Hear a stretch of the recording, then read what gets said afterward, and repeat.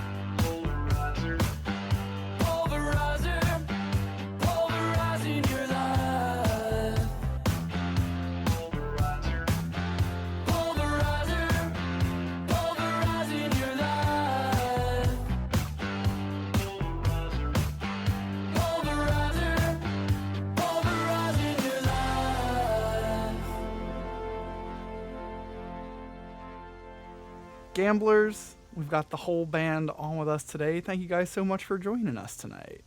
Thanks for having us. So I think we wanted to start with that. Is there anything that you guys are particularly interested in outside of music? Do you have any passions? Do you just kind of like doing anything? What are some of those things that you just do during your everyday life that you guys enjoy? I'm on a Vegas movie kick. I watch a lot of movies, and they tend to slip into themes. And ever since I booked my Vegas trip, which is coming up this weekend, I already plugged it. Yeah, I've been watching like every Vegas movie. So, uh, hey, what's it called? Fear and Loathing, grade A. At the bottom of the list is like, ooh, we watched Vegas Vacation, and I wanted it to be funny, but I had a really hard time with it. Well, actually, Leprechaun 3 is at the bottom of that list. Um, it was fun in its own way, but yeah, I'm kind of a movie dork outside of music. I feel like that's the best way to prepare a trip is just to completely immerse yourself in the like almost the culture of that trip. Movies, Yeah. music, whatever you can, because it Oh really gets yeah. you hyped up. Yeah, I'm gonna pull a full Ocean's 11 out there. So look at my name in the news. Hell yeah. I'd say we'll keep an eye out for you on the news, but hopefully we won't have to do that. I mean, the headline would be like, "Great new millionaire Jimmy, hits the scene." That would be, For Buys his building birthday. in buys a lot of cool shirts while in Vegas. yeah. No, I plan to. So yeah, outside of music, movie stuff, and right now it's Vegas movie stuff. Ocean's 11 was fun, of course. I watched the old one, the original from like this late 60s or something, and it's boring, unfortunately. You get to see old Vegas a little. It's also one of the only movies where it's the old Rat Pack, that's the cast, and it's every single scene, somebody is walking to a cabinet, opening it, and fixing a drink. They're just drinking the entire movie, and it's like really kind of impressive. I was gonna say either that or like smoking, All like of it. during that Well, that's time. just a given. Yeah. Yeah. Couldn't film anything without a cloud in front of it, I'm Yeah. sure. Yeah. So outside of watching movies, do you have any interest in like the production end and like writing or anything of that nature, or is it mostly just consuming and enjoying the craft of a movie? Oh, I kind of fell in love with movies on another level when I had to. I was training to do like web and graphic design for a little while, and I took a few film editing courses, which include like an introductory, like, movies, look at movies and what we've achieved. And, they run you through, instead of assigning a classic every week, it was like running you through 10 minutes of every classic film and talking about why it's great. Probably just to like prep you for like conversations at parties more than anything. But then I was like looking at just different things, like, oh, I learned how to edit, and I got involved in music video editing for a little while and short film editing. And watching a movie, having done something like that on a small scale, yeah, you get to kind of have that extra level going of like, oh, what were they going for? How did they achieve this? So it started like a second layer of watching movies for me. There's the narrative, and then there's the narrative of how the film got made. So yeah, I'm obsessed with all that stuff. Yeah. Love it. And now John and Michael, I see Yankees and I see a Mets hat. Is that like a big rivalry that goes on between you guys? Yeah, huge. Wow. Since we've known each other pretty much. That outside of music? You guys are big baseball fans? Yeah, we actually almost got into a fight once because we were both hammered and we were on a roof somewhere in Brooklyn. And I won't say what he actually said, but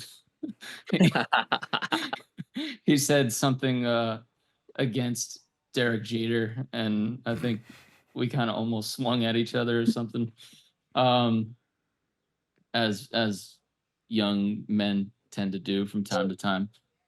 Yeah, I mean, I also like I've had like an on again, off again love affair with professional wrestling, and right now it's very much on again, and I'm into the whole like history of it, and it's like really fascinating because it started out not being predetermined, and then it morphed into the more theatrical version of what it is now. There was a really good, speaking of movies, movie last year called The Iron Claw, which deals with the Von Erich family, which were big promoters in Texas. But before it became centralized, it was all going off of territories, and the Von Erichs were big in the Texas territory. And it's a really crazy story. 5 out of 6 of the brothers were, either took their own life or were killed. It's a really just wild story, and Zac Efron, he should have been nominated for an Oscar for that, in my Thank you. opinion. I but was they saying don't. that since I saw it. Yeah, but you knew it wasn't going to happen because it was dealing No. with wrestling, and they just think that's lowbrow. It's like how horror is never really nominated for anything. But yeah, I definitely like things like along those lines. I mean, I'm interested in business too. I have a couple of companies that I run, so I think part of that leads into music as well, because just kind of putting things together and seeing how far you could push them is fun and rewarding, and not very cool to talk about, but you did ask. So meaning, like, I think with music, especially in indie, it's like it's very much like it's cool to not seem like you care, or it's cool to seem like you don't care, rather. And I don't subscribe to that, but anyway.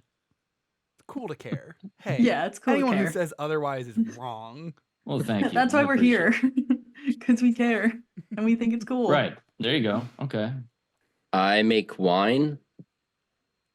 I'll show you. I'm running low here, but it's good. I love that this is being recorded at the drum set. Oh yeah, this is my office. Murder Studios.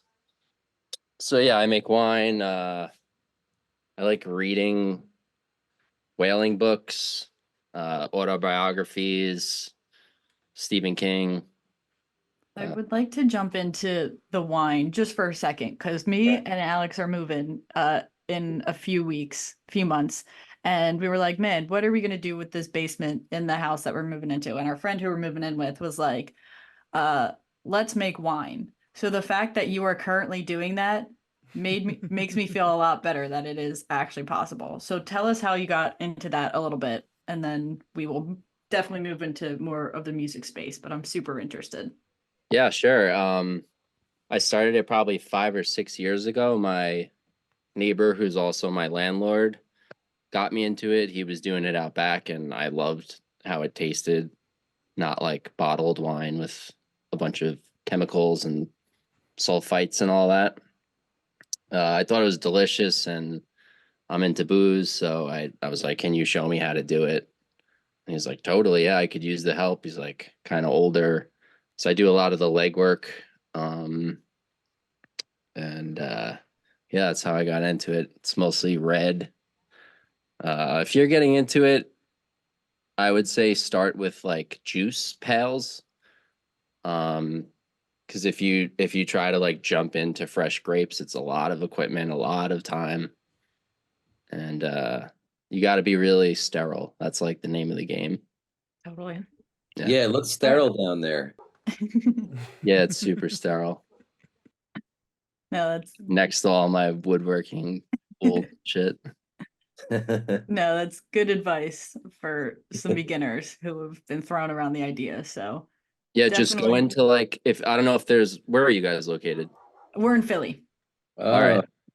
So yeah, go into like a bunch of like floral places, like landscape type places. They do like seasonal grapes. Okay. Around the fall is like a really good time to jump into it. So right after the summer, it starts getting cooler, and that's when they start getting like the good stuff. So try to search up those places. I don't know if there's any like wine specialty stores. They'll definitely have it too, but and just talk to like the old people. They usually know what's going on. Yeah. Sometimes. One guy will tell you one thing, and the other guy's like, "No, he's a fucking idiot. Don't listen to him." But yeah, it's a lot of fun. So you guys have your hobbies outside of music. Tell us a little bit about how you all met, got started playing music together in Gamblers. So Johnny and I met in third grade, I think, which was 1997. And we kind of just immediately hit it off with music and everything that we were interested in. And we've been, pretty much best friends ever since that time. And we played in a number of bands together, in high school and then later on. And we toured the country in a couple different bands, mostly one band that him and I were in, but in separate projects as well. And then I kind of went off and got really into production. I got really into hip hop. I made a couple of hip hop records, got into A&Ring and did a little bit of tour managing and just different things like that. And I kind of learned the music business in the hip hop world. And at a certain point, I've always been very eclectic with my music tastes and the music that I create as well. So I started I was still playing in bands even when I was doing the hip hop production stuff, and I was playing in this one band. And we went on a tour back in 2010, and the guitar player that I was playing drums, the guitar player of that band, this guy by the name of Gary, we kind of hit it off on that tour and throughout the rollout of that record. And we started a side project, and he was like, "Oh, we should take this side project, more seriously, kind of how you're doing the hip hop stuff." And I recruited Johnny and recruited a couple other guys, and that actually became Gamblers. So Gamblers kind of started as a side project, and then fast forward, the original guy I started the band with left about 5 years ago, and we recruited Jimmy. And I always say too, we tried to get Jimmy in the band sooner, but he was busy. But then around 2019, he came and joined us, and the original sort of formation of the band kind of separated, and we kind of reformed the band with Johnny coming back and Jimmy coming in and myself and this production team from Long Island. They're now based in Florida, called the Brothers Nylon, that we worked on the new music with this record. And we created a really cool environment, just kind of going to the studio, throwing ideas around, and that's kind of how we ended up where we are now. And then, we put out a record before this one. But yeah, I think that about probably covers it. Jimmy, what were you busy with? I was actually hosting a podcast about the Fresh Prince of Bel-Air, and Mike was a guest on that, promoting that record. It was episode 3 of season 1.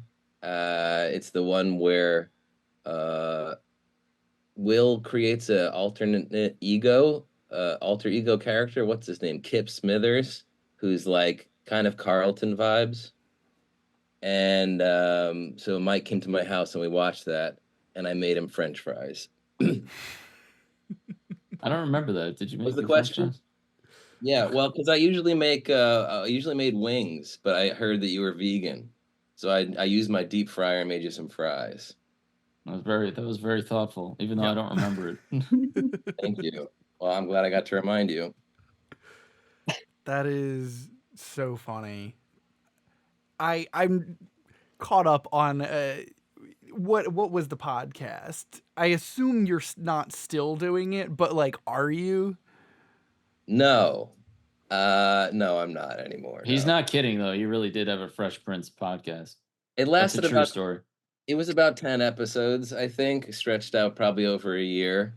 And then, I prioritized other things in my life. And you joined the band. Yeah. So the podcast had to go.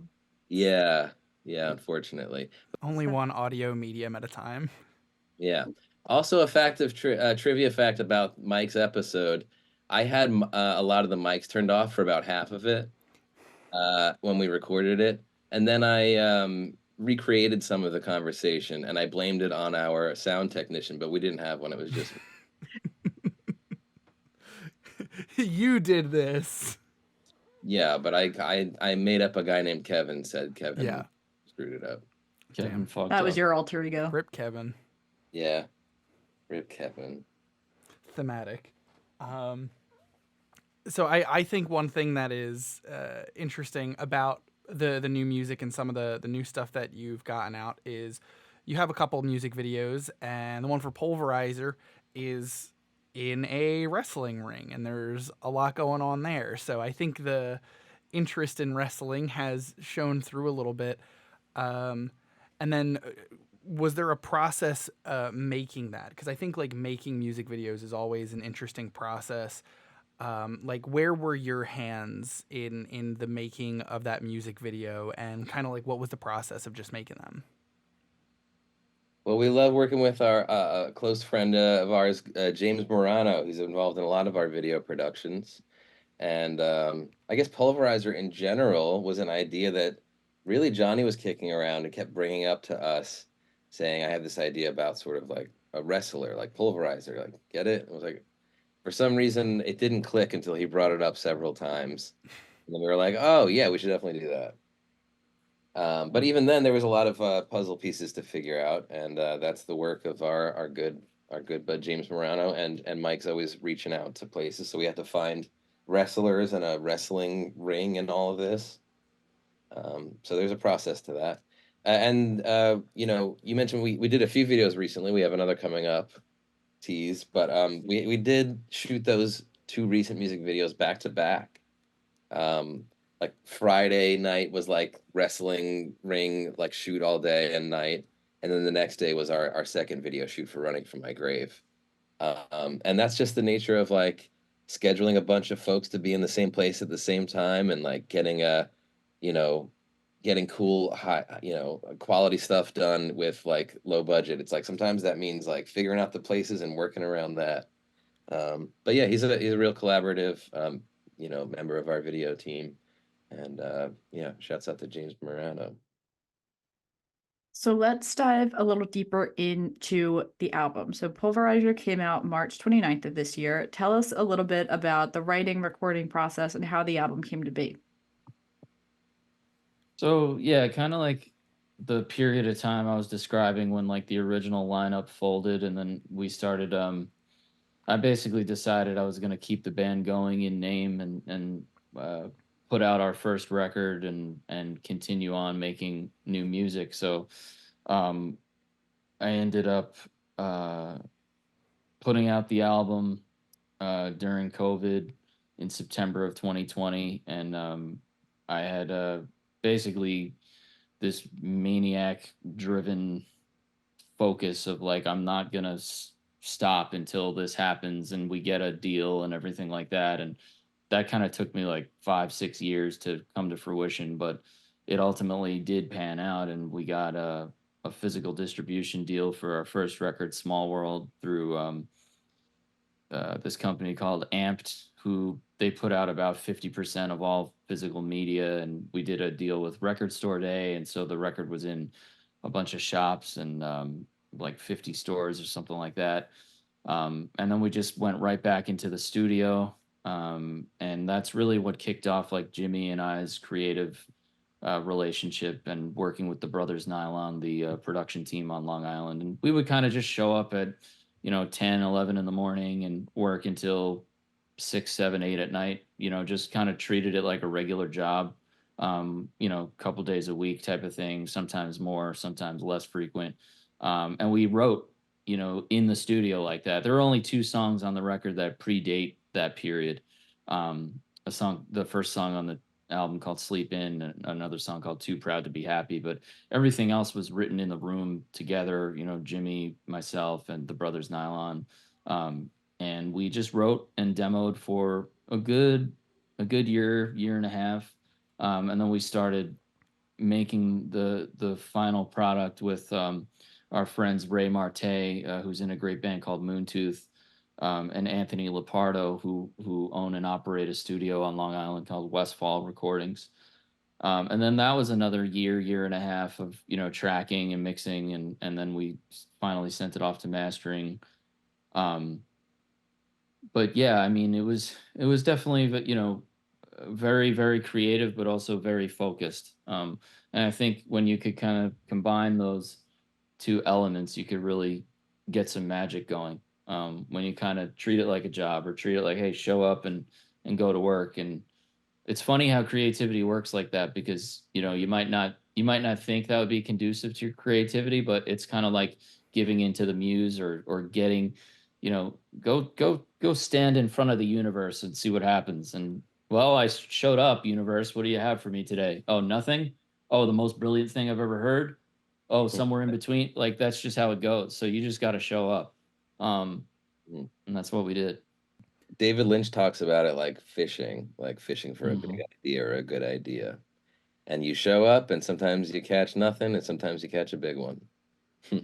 Exactly. but you got to be there. I think one of the things that is impressive to me is the amount of different like instrumentation and sounds on this album.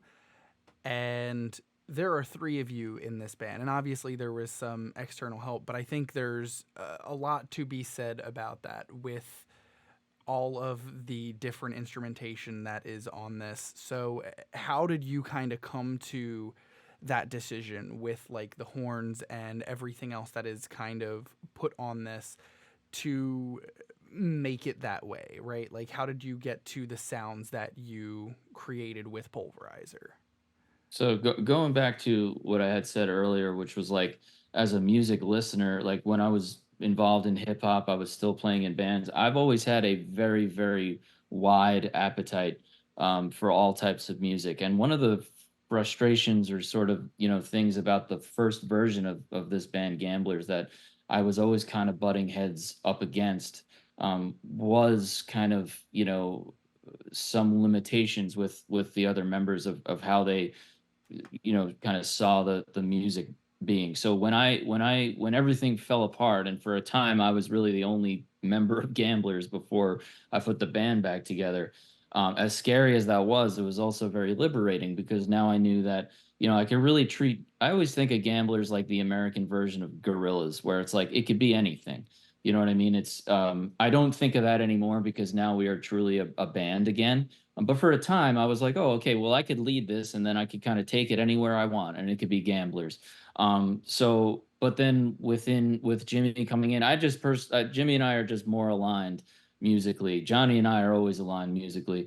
And then, you throw into that the guys that we were working with who were a big part of producing and writing alongside us. They're multi-instrumentalists. Well, one of them is really an engineer who was very, very critical and hands-on in the demoing process, extremely fast and just a great engineer. The other guy, they're two brothers. They're actually twins. The other guy, Nick, is a multi-instrumentalist and truly a multi-instrumentalist. So having a great engineer, being more just open to different ideas, and then having this wonderful multi-instrumentalist to kind of just throw things at the wall. Hey, how about a horn part? How about a violin? How about, a synth part? We were able to kind of in real time just test all that out. And I think, it made the music obviously a lot more diverse sounding. But it's totally in line with, what I'm hearing in my head. So hopefully it makes sense on the record, but Yeah, Yeah. no, having those multi-instrumentalists opened up just like possibilities. Like, oh, suddenly we can do strings, horns, sax, synth, everything. And so that the toys are all there for you to play with. And I think going into that, I was having a little bit of like, okay, well, where does this all coalesce and where does it join? And then I think, halfway through this writing process, um, we started the record is still very eclectic and each song kind of has its own feel, but like at least for me, I started remembering like, oh yeah, commercial mid 80s music was like horn, synth, everything that we had sort of been playing with. And some of these tunes started leaning into that direction. And I was like, okay, I can find, a groove here of like, where all these things, fit together and add to something greater. And then we kind of started writing, right into that. So yeah, great. It's great to have a collaboration, a team to collaborate with, that you guys did, um, that is so consistent, of multi-instrumentalists, engineers, your ideas. Is that something that, was the plan when you guys went in to write this writing process of how you wanted the album to sound, or was it maybe a little bit more experimental when it came to um, the sound that you were going for? it was very experimental in the sense that like we truly did not know what we were going to end up with. We would come in, I would get bagels and coffee. We're from Long Island, so that's what we do. Bagels and coffee and blah blah blah, and we just like, all right, like we're showing up at the construction site. What are we building today, boys? I don't know. Is it great? Is it not great? Who cares? Let's get in there and and that's how we did it. Like I said, there was only two songs that existed before that writing period, but I think like when you just let go, And let go and let God. No, I'm not going to say that. But when you let go and you just, see what happens, the possibilities are there. But, we would also kind of have a look, a reference track or two. Oh, pull that up. Have you ever heard this song? You ever heard this track from the 80s? What about that? So we would kind of do stuff like that. But I don't know, Jimmy, am I getting that right or am I misremembering anything? Yeah, no, I feel you on that. It felt, I mean, I guess I would only add that it sometimes those situations are unproductive and feel lazy and just go into jammy territory. But I really think it speaks to who was sitting in the room writing this stuff, that it was like, yeah, we're showing up unprepared in the sense that we didn't write anything to bring to the table, but we're gonna do the actual work of like, oh, let's hone in on a hook, and then go from there, which is my favorite kind of songwriting. It's like intentional. I mean, yeah, you catch some really cool human stuff jamming, and maybe you bring that somewhere into a song, but some of that intentional, like, let's seek out until we find like, oh, there's a song seed here, and now we're going to attack that. It felt intentional, each step of the way. So I love that stuff. Brings order to some of this. So you talked a little bit about um, you like the intentional nature of how you kind of made this album. I'm curious if that is specifically for like the intent was to make a hook or the intent was to kind of build a specific thing, or if it leans even maybe more into the intent of like the theme of the song or what we're trying to say with this song I as think well. I figured that out later, like lyrically, unless something really compels me right away. One song, actually, Running from My Grave, that lyric came boom, just hollering at me. I was like, just immediate. Also, Ajita was like that too. So sometimes that happens. Sometimes I'll decide what I want to say or what I want a song to be about later. But yeah, as far as hooks are concerned, I mean, we're trying to knock you over the head with hooks. There's no question. At least I am. So that's definitely part of it because at the end of the day, we're writing songs. We're like, to Jimmy's point, we're not a jam band, despite what our previous booking agent thought. Um, uh, that was Shade. yeah. So yeah. I mean, look. I mean, melody is extremely important to me. The Beach Boys are one of my favorite groups. I grew up on Frankie Valli, things like that. So yeah. So then the process for you guys is more music first, words later. That's Yeah. what it was for a lot of this record. Yeah. Yeah. Cool.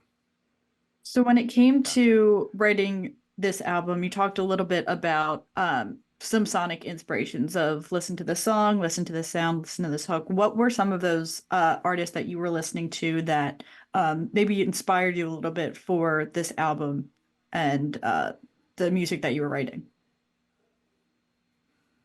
There's two I can think of. Um, I definitely remember sitting down and pulling up a Super Furry Animals song one morning while we were having our coffee and bagels. And I'm trying to remember which song it is right now. I think it's Night Vision off of the album Gorilla.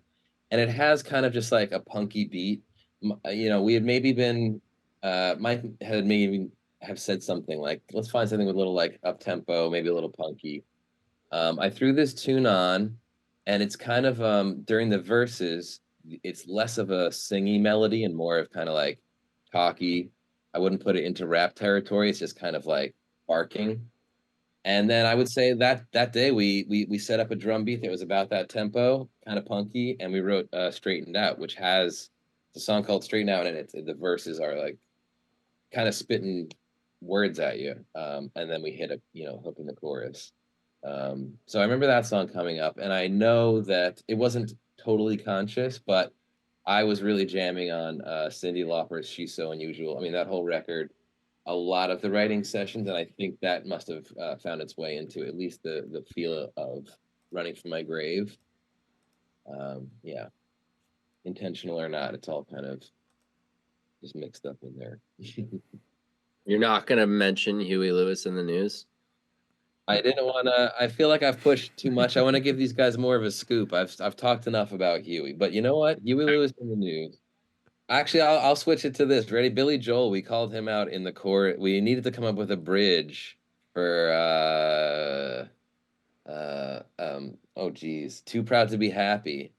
And I remember at least saying that word once, so I'm repeating it here out loud for listeners to know that. I don't remember that at all. What did Billy Joel have to do with that song? You were like, oh, the Billy Joel bridge. You don't remember? No. Well, we came up with saxes. I mean, I'm fine with it. Oh, okay, because yeah. The chord changes really. No one really calls out Billy Joel for his chord changes in particular, but we're Long Islanders here. Yeah, he's the Pope around here, so. Yeah. The Pope of Long Island. He deserved Billy it. Joel. He really does. Yeah. He really does. If anyone. What about you two, John, Michael? Anything in particular that you guys were listening to or feeling when you were making this album? For me, it was Phil Collins. And I guess the Strokes album, the new Abnormal, like came out around the time, and it was just, that was sort of like an eclectic, not like a far departure from Is This It? So like in that sense of stretching the genre boundaries. But yeah, Phil Collins was a huge influence for me my entire life. And I tried to do my best Phil Collins impression on this record. He shaved his head and everything. Yeah. I got all sweaty. The commitment. That was important. I cheated on my wife. No, I didn't. Oh my god. No, You can cut that part. All right, maybe not that committed. Maybe No, not she that. won't listen to this. It's He all did right. watch a guy drowning. Did Phil Collins watch I a guy didn't drown? save a guy from drowning. Is that what it was? What about you, Mike? What do you got? I mean, I remember there was a track from this artist called Slow Tie that I was referencing for some of the heavier stuff. But I don't know. I can't remember anything, outside of the ordinary, which is, I mean, I do listen to like the contemporary indie bands that were, that are in the zeitgeist of the space that we're in, like the Paramores and the 1975s of the world. But I also love my hip hop. I love doo-wop. So yeah, I mean, I think that's all kind of sprinkled in there somehow, some way.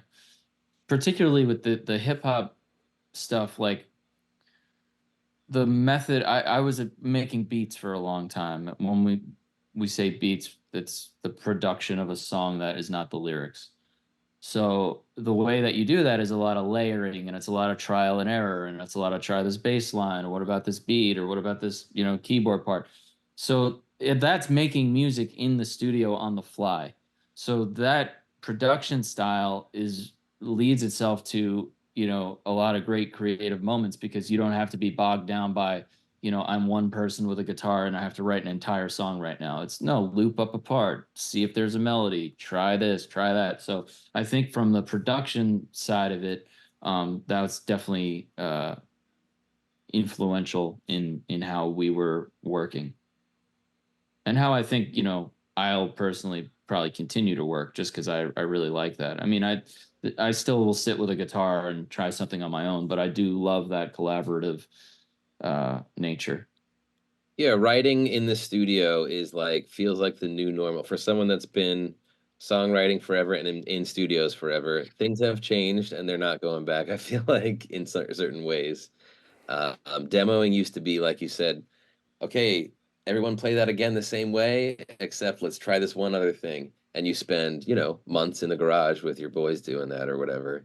And now it does feel, and then you would bring that to the studio because we can only be in here this one day and it's perfect and it's all ground down. And now it's, everybody has a recording setup in their laptop, so we can demo in a different way. I pushed against some of that a little bit, I feel like, during the change of everything, but it's like, no, it's part of songwriting now, and things go fast. And yeah, I love making this record. that way. Yeah, I feel like you can definitely hear a lot of just that in general in this album, like between the kind of almost 80s vibe that you kind of get and like the kind of indie pop, indie rock. Like there is a lot that this album feels like it embodies. So I think there's a very good, again, like diverse sound to this album that is still very, very consistent in what it is. And you guys got to play an album release show. So tell us a little bit about that and kind of how you, I guess, transferred this sound into a live setting. Well, initially, the band kind of ballooned to 9 pieces at one point in time, just because a lot of the new stuff, and even to an extent the old stuff, is very multi-layered and everything like that, and that turned out to not really be sustainable. So we pared the band down to, right now we're operating as a 5-piece, and what's the question? Why did I just start talking about that? The album release show. And bringing it all to the stage live. Yeah, well, Yeah. I mean, I don't know if we're giving anything away here, but we did start implementing some sampled tracks, which again is also tied into hip hop, of course, and so that allows us the freedom to add to our sound. And I'm saying that like it's a dirty thing. Like 99% of people do that now anyway, which is something that frankly was pretty fascinating, because we were working with a sound engineer who was gonna accompany us on this tour that we were supposed to go on, and he was like, "You guys aren't using tracks?" No, we never did.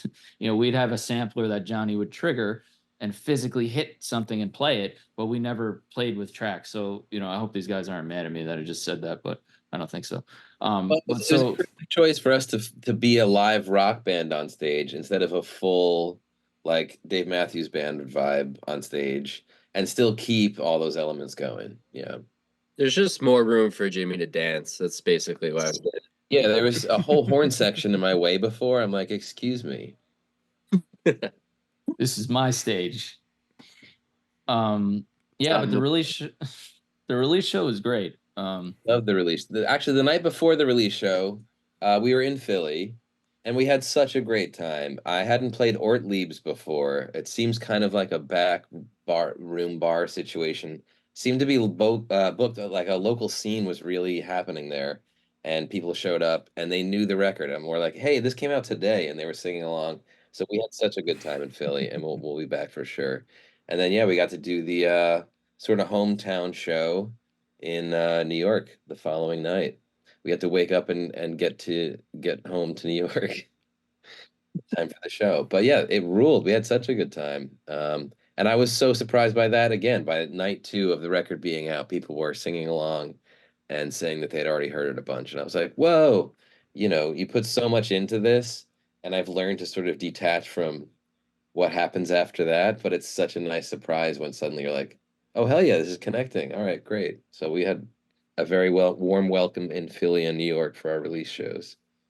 The release show was packed too, which was like such a relief, because when you're putting your own bill together and it's this big thing, it's always like a bad dream that you're going to show up and like no one's going to be there. But we had a very, very receptive and solid crowd that came out, and obviously that felt really nice, and definitely a night that we'll remember for a long time. That sounds like, honestly, what a lovely way to start with this album and get it out there and be able to play to packed rooms.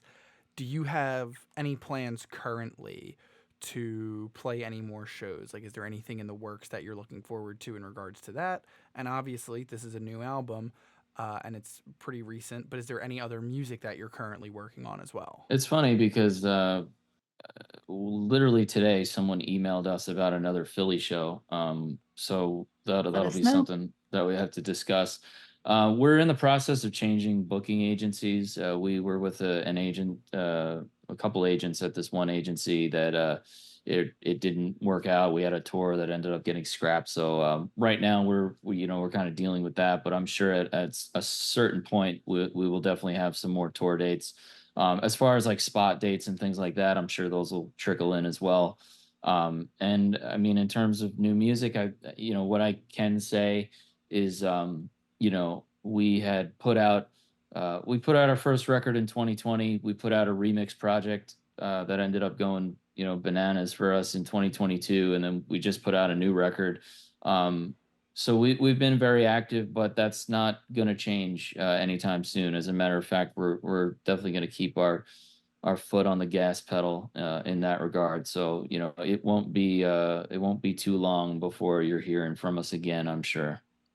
And I want to say this here because it's public and it'll push it into reality a little more. But I'm always a fan of Gamblers doing Halloween and/or Christmas stuff, and we've done it. So I'm saying now, look for something then, and now Mike has to deliver. I mean, it's April. I'm committing someone else to this job right here, I'll be there. now. I'll show up. We have a cool little tradition with Halloween. During the time actually when we were first starting to get the band back together and work on the new music, it was right before Jimmy came into the fold. We did a couple of Halloween covers. We did a cover of Monster Mash, and we did a cover of Pet Sematary. Pet Sematary was true to form, but Monster Mash we completely recreated. It sounds like an Amy Winehouse song, honestly. But then like the next year we made a music video for Pet Sematary, and then the year after that it got like Sirius XM started playing it, and then WFUV started playing it, so it's like it kind of like we have a nice little Halloween tradition, so maybe we'll do something like that again. We love Halloween in Gamblers. He's committed. We're doing it. You heard it here. Heard it here That's first. like two separate things now that have been said in the past like 2 minutes. So it feels we can confidently say something might. You know what I forgot too? We filmed a live concert in a theater on Long Island No, it was the night before Halloween during COVID. Still no live audiences, so we rented out this really nice theater in Patchogue.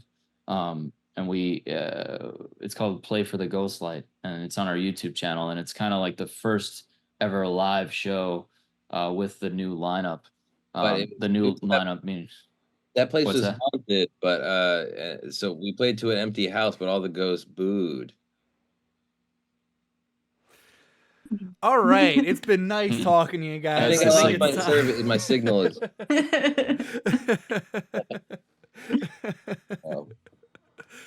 Oh man. No, honestly, I think that's like a really cool thing to have, almost a tradition of Halloween or Halloween adjacent, to just kind of do something. You don't have to have a plan necessarily, but that's a cool thing to definitely keep in mind, and for others to keep an eye on. Yeah, it's a tradition for sure. Yeah. Again, excited to see whatever comes next for Gamblers. If anyone has not, go listen to the album. It is very fun, very good. Sid, do you have any other questions for So where can we find and follow you guys online and listen to all of your music?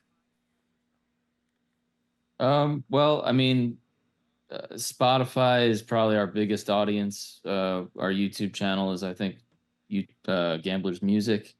All our social medias. I'm 1,000 years old. At Gamblers Baby, except Facebook is /Gamblers because we're difficult. The record's also out on vinyl and in record stores. And you could also order it through our website, gamblersmusic.com. We had a nice run of pre-orders and, people enjoying the vinyl. It's always fun. We got like some like unboxing videos of people, and that's super cool. And, it's like people don't even I put this online the other day, like someone just left a comment. Someone did an unboxing video and filmed it and put it on their own Instagram of unboxing our album. And then someone else made a comment like, "Oh, I love this song. I just added it to my playlist." And I just said, like, you guys have no idea how much that means. You know what I mean? Like those small gestures, like it takes 2 seconds. Not the unboxing, that was more involved, but like just a comment like that, just when we're never going to be too big for that to not feel awesome. Just like every time we hear ourselves on the radio, it's like, what? Like, did someone make a mistake? Like, it's not, we never will take that for granted. So thank you so much to everyone who's been supporting the record so far. And I think vinyl, this is audio, so no one's going to see this, but you guys will see it. I always have one at the ready just in case. Jimmy did a fantastic job designing the vinyl, so definitely grab one if you can. But yeah, appreciate you asking. Yeah, thank you. And if you do reach out on social media, make sure you use hashtag Jimmy Nation to let them know that I'm the winner and the best one of the gamblers. I think that's what we're doing with Jimmy Nation these days. So, all right, we'll see you on the web. Well, once again, gamblers, thank you all so much for being on with us tonight. It's been a pleasure talking to you. Pleasure's all ours. Thank you so much for having us. Thanks, Alex and Sid. This has been Thank fun. you for listening to Thank Little Known you. Tracks. If you or a loved one want to be featured, send us an email at littleknowntrackspodcast@gmail.com. Also, feel free to follow us over on Twitter and Instagram at LKTPod for more information about the podcast when episodes come out and occasionally giveaways and things of that nature. Thank you again for listening. See you next week.